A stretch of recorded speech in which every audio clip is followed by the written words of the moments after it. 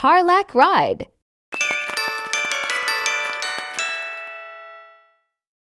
What's up mga ka-roadies? Matagal-tagal din ako hindi nakapag-ensayo dito sa Tarlac. Siguro may mga 5 years na akong hindi napupunta dito. Napupunta ako pero hindi naman ako nakapag-bike. Pasyal ko lang kayo. Ito yung dinadaanan ko lagi pag pumupunta ako dun sa training ground namin dito sa Tarlac. So walang pinagbago kasi bayan to, syempre matraffic. Pero napakaganda na dito sa Tarlac. Matagal din kasi kung na-assign dito nang tutulong ako dun sa Team 7-Eleven. Kasama nila ako sa quarters. Yun yung mga time na wala pa akong bike shop. Ang trabaho ko noon ay kasama ko lagi ni Sir Rick Rodriguez sa pag-organize ng mga karera, yung criterium. Siguro mga 6 months din ako nag-stay sa Tarlac noon. Pero matagal na yun. Parang yan yung mga unang 7-Eleven, sila Galedo, Lloyd Reynante, sila Tomas Martinez. Yan yung mga unang player noon. Ng 7-Eleven na nakasama ko sa Tarlac. Kung matatandaan niyo mga karudis, itong daan na to, madalas ditong magpa-criterium nun. Mapa-executive, pro at amateur. Yung haba ng daan na ito. Ano ba yung mga pakarera namin dati? Hitachi National Criterium, Businessman Corporate Professional Cycling, Tanduay National Criterium, CSI or Cycling Search Invitational. Yan lang po yung mga ilan sa mga criterium na palaro namin nung araw. Diyan po kami nag-umpisa at proud kami. Maraming mga siklistang na-develop noon ng mga panahon na yan. Kaya nagkaroon din ng mga professional team noon.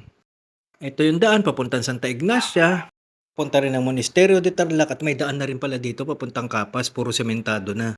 At isa pa, 4 lanes na ito ngayon. Dati kasi 2 lanes lang ito nung lagi ako nag-iensayo dito. Plus, may bike lane pa. Ganun na pala kaganda dito. Ang isa pa mga karudis is ahon nito. Pagpasok mo dyan, dahan-dahan yan. Yung nga yung tinatawag na ahon na kiling misopli. Pero, kaya ko rin gusto mag-bike dito is testingin ko yung bike ko na well-fitted na sa akin kung ano ang pakiramdam. Dahil dati talaga, merong portion dito, nakalimutan ko yung lugar eh. Basta makunat na makunat yung ahon na yan dito. Lugar na yan. Nag-i-stop wall ako dyan pero buti ngayon, nakaya ko naman siya at maganda yung sipa ko kanina. Nasisipa ko yung big ring at mid cogs. Meaning maganda yung pagkapit ng bike sa akin. At isa pa nakalimutan ko. Naka 50 nga pala yung malaking chainring ko, hindi yung 53. Na napakagandang gamitin dito.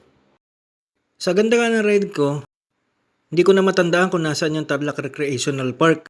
Pero yung pala nadaanan ko na. At ang punta ko lang ngayon doon sa Lawa Kamulag.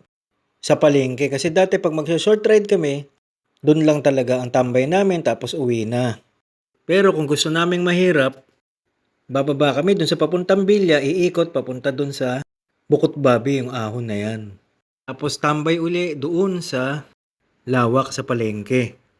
Pero ngayon napakarami na pala ng ensayuhan dito. Ayun, napuntahan ko na dati last time.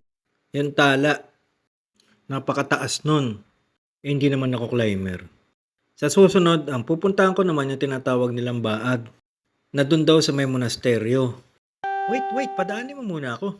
Pero hindi ako pupunta doon ng walang bala. Siyempre kailangan may ensayo ko. At mahirap mapuwersa. Pero siguro naman kayang gapangin yun. Kayang tiisin. Hindi naman bawal huminto mga karudis. Na-miss ko rin mag-ride dito.